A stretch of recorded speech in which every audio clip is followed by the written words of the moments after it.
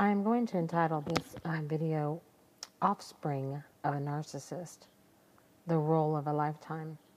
And if you notice, I'm not calling them children, child. They're offspring. They're basically extensions of the narcissist. It's pretty easy within a family when a narcissist only has a couple of children to know which role the child plays in the narcissist's life. One is either the scapegoat or the golden child. However, it's harder to determine the role of the child if there are several children and if they are spread out in ages. So in a dynamic of a household where the narcissist mother has several children and some of them are at adulthood and the other ones are underage, it gets a little bit harder and fuzzier to be able to tell what role that child will play.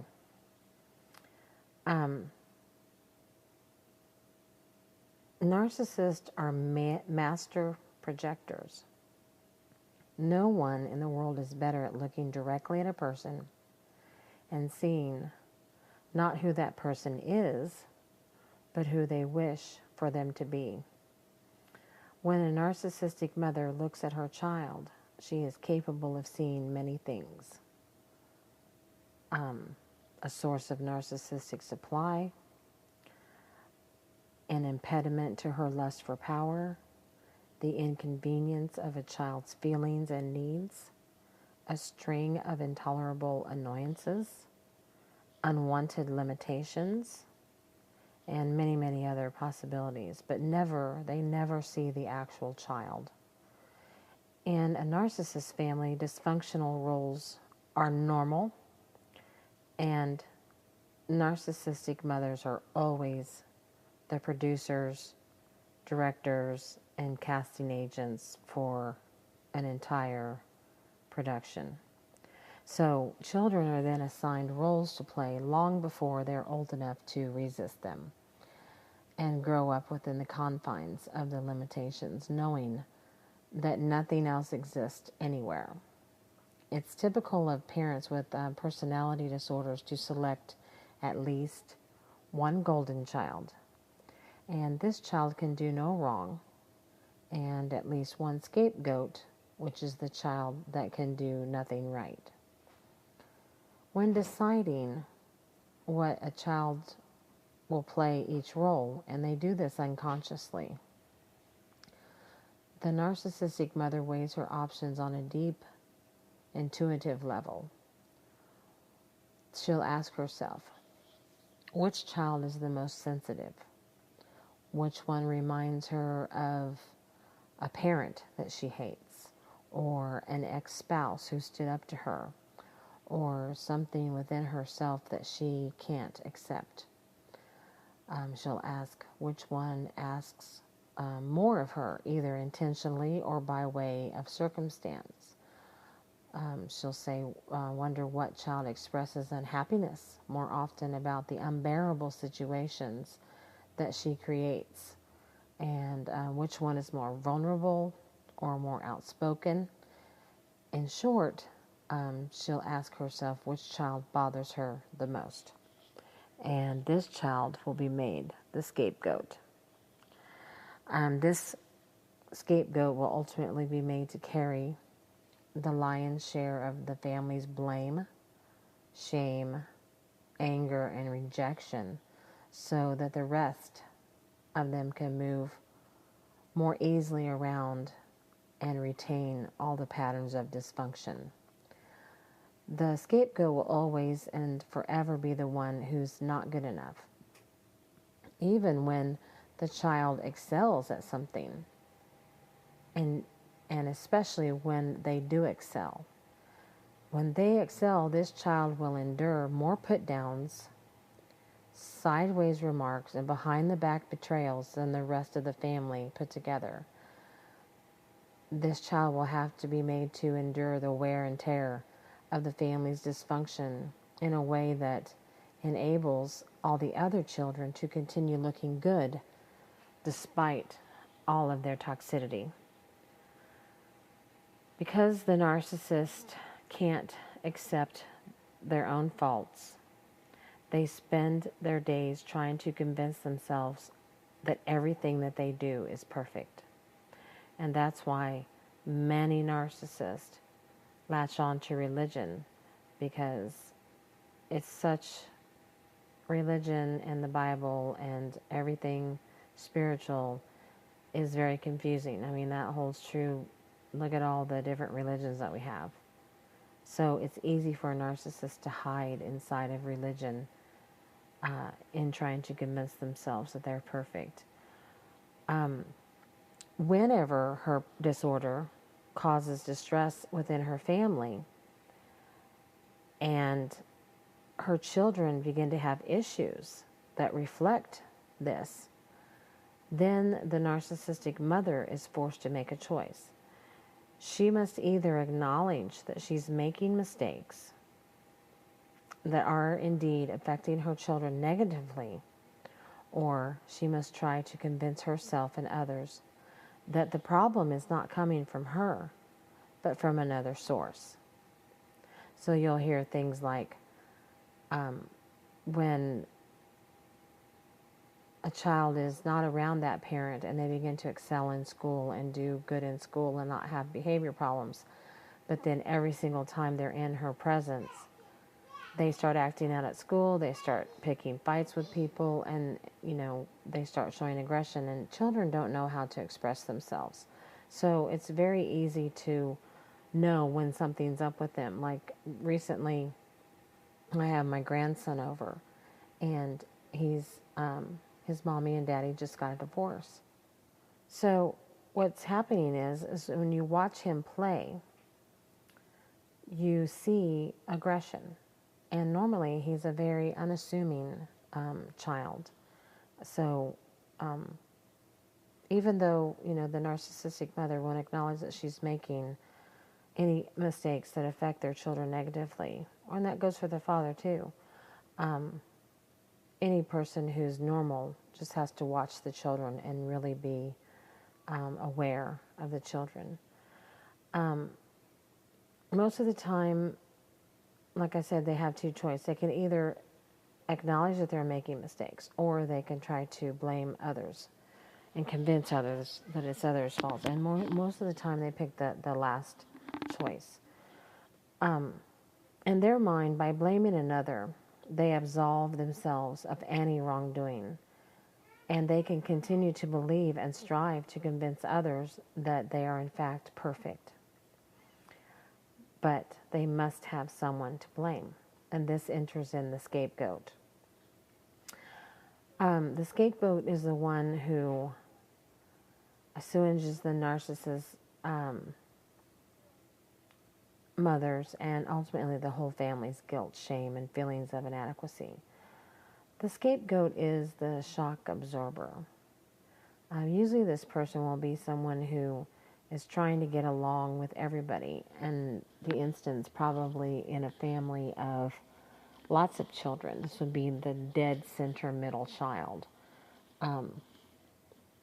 Sometimes maybe not. It could be a child that isn't around, like if there's lots of marriages or something like that, and it's a child that isn't normally growing up in that family, but then all of a sudden they come back in. They can see better because they're outside the box. They're not inside the little play rodeo that's going on. And so what happens if they're not afraid to stand up to the narcissist, and then once they do that, they become the scapegoat. They're the ones that can see that there's something wrong with the family picture altogether. The narcissistic mother teaches the non-scapegoating children to be aware of the scapegoat and get on board with slamming and support the scapegoating that's being leveled on to the chosen child by affirming and rewarding those children's perceptions that whenever anything is wrong, it's got to be the scapegoat's fault. Children adapt quickly to these roles, and they learn readily that if they don't want to be responsible for something, they need to only turn to the scapegoat. And because they know that the scapegoat won't be heard, and that guilt is readily welcomed. So once the scapegoat in the family has been identified, then what happens is it frees up the other kids to do other objectionable things without suffering negative consequences. For example, in one situation, the scapegoat is the oldest child in the home that lives there is the golden child, and then the scapegoat is a daughter who stands up to the mother and tells her that she's crazy and tells her that what she's doing is wrong. And the same thing, there's another son that hasn't lived there very long and came to live with and saw the truth for his own eyes and stood up. And so he became a scapegoat. And subsequently, what's happened is it's allowed the golden child to live in the home with a man who she's not married to, who is also her stepbrother, and sleep together. And the narcissistic mother is also religious in the fact that she says she doesn't sin, she doesn't do anything wrong, but yet she's allowing this to continue under the roof of her own home, and everybody in the city that she lives in knows it because they're business owners and people know. So because the golden child is being the golden child and also a flying monkey, the two scapegoat children are the bad ones. For a defenseless child made to play a scapegoat, this would happen with a younger child. The burdens of being labeled bad, no matter what she does, is very heavy. And she soon learns that she can't win, and that there is no sense in struggling to improve her family's opinion of her, because that simply can't be allowed to occur. This is a point of hopelessness at which some scapegoats begin playing the role of the bad seed, because of their failures will be rewarded whether consciously or unconsciously. In fact, the more the scapegoat behaves and performs well, the more severely she's oppressed, because doing well threatens the labeling system of the child as bad. And this causes the narcissistic mother psychological distress, because it suggests that her belief is wrong. And for a narcissist, the thought of entertaining this possibility is completely intolerable. So, in a desperate attempt to reduce her mother's active oppression and derision, the scapegoat will succumb to the role of the underachiever, the troubled one, the loser, the black sheep, or the troublemaker. And this presents the mother with exactly what her mental illness is making her feel she must have: an external object that she can place blame on, so that she can continue the reassuring fantasy that there's nothing wrong with her self or her family as a whole. So for the scapegoat, she will be handed disregard and or punishment for doing well, and a reward of a little less overt abuse or even occasional expressions of support if she fails to thrive and accepts her role. Many scapegoats have reported that the only time that they felt that their mother supported them was when the supportive act fostered and reinforced the scapegoat's inferiority, dysfunction, or weakness.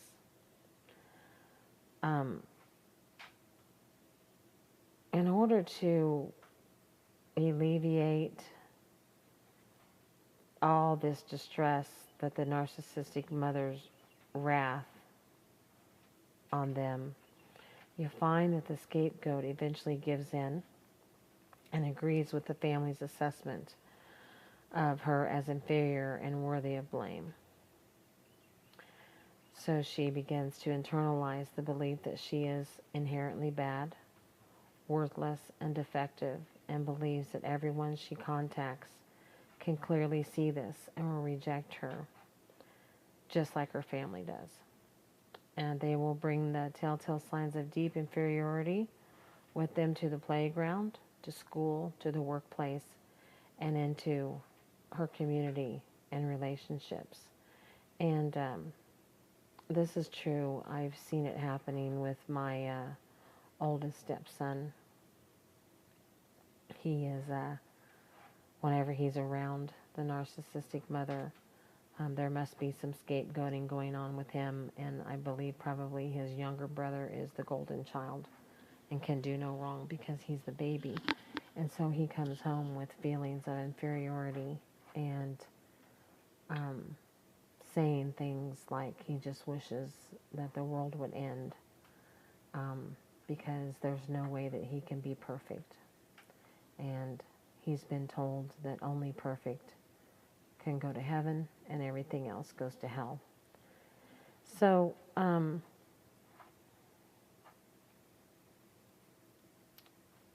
what happens is, because the scapegoat's psyche is weighed down with the burden of an overwhelming sense of inferiority, their behavior and mannerisms, habits, speech, and even their posture will bear the unmistakable mark of a worn-down victim that's crippled with shame and guilt. They're the ones that can't speak up. And this is immediately obvious to everyone that they come in contact with.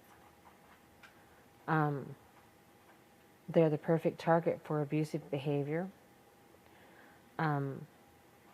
because others know by intuition that this person will not fight back. They're an easy target. They're a pushover. They're the dupe. They will become the outcast, the bullied one, the loner, and troublemaker, or the laughing stock.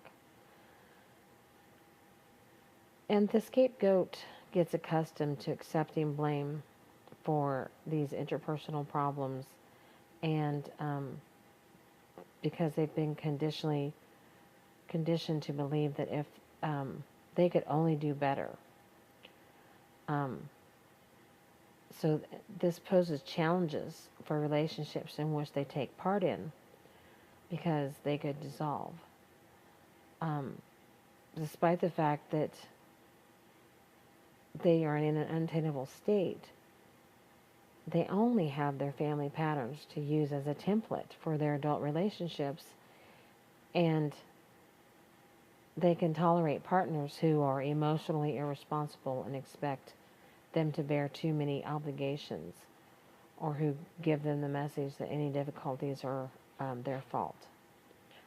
So it's not uncommon for a scapegoat to play a similar role in the workplace as well. Just as children can detect who among them is a vulnerable target for blame and ostracism, adults can do the same thing.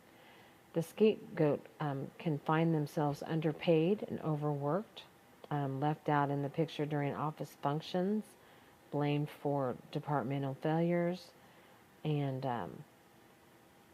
they are overlooked at the best, and at the worst they get fired. While scapegoats are children, they respond to the no-win situations they've been handed by developing destructive, defiant, or offensive behavior patterns. This can create serious difficulties at school and work because they get trapped in the bad seed role and find themselves constantly being reprimanded. They get a habit of getting themselves in trouble. Despite some of the variations in the way that this role manifests, the scapegoat never fits in comfortably and is looked down upon and rejected. Usually, though, the scapegoats typically seek more psychotherapy than any other family member of growing up under a narcissist. And they're accustomed to thinking that things would be fine if they weren't defective and unworthy, which often leads them to a therapist's office. This is true. I can attest to this. I was the scapegoat growing up. My brother was the golden child. And then when my father remarried, his new stepdaughter was the golden child, and I was the scapegoat. So in everything that's true about that happened to me in my life, I considered my feelings to be the main reasons that my partner was insensitive, or that my boss cheated me out of a raise, or that my siblings talked down to me. I was always uncomfortable at school and work and social situations because I felt that I was inferior. And it wasn't until years of therapy that I learned to love myself and quit blaming myself and being taught to blame myself. And I am thankful that all of that drove me to therapy. It's not until the scapegoat is able to extricate herself from the lie that they are bad, guilty, wrong, that the scapegoat will struggle, and you will attract the wrong people, or fail to reach your potential, and you'll be your own worst enemy. So the degree in which the scapegoat is able to realize that they are mistreated, not because they are inferior, but because they are sending messages of vulnerability, that will determine the quality of their future. So, whatever role it is that your narcissistic parent has assigned to you or did assign to you, and you're starting to think about it, if you find that you were in the role of a scapegoat, please seek out counseling. Go talk to somebody. It's not you, it's them. They're the crazy ones. If you are a school worker or someone who's around children and you start seeing these signs of children with behavior problems and anger issues and things like that, please reach out and try to help them, because more than likely they are being raised, or they are having to be around a narcissistic parent. If you come across a child who always gets their way, can do no wrong, has an over self-inflated sense of themselves, then know that you're dealing with a golden child. And I'll be doing some more videos on golden child and how a golden child can get help before they develop into a full-fledged narcissist. Or in a lot of cases, the golden child will develop histrionic personality disorder. And that is another disorder that I believe narcissistic parents produce a lot of people with that disorder. So I hope that this helps you, and have a really good day, and God bless you all.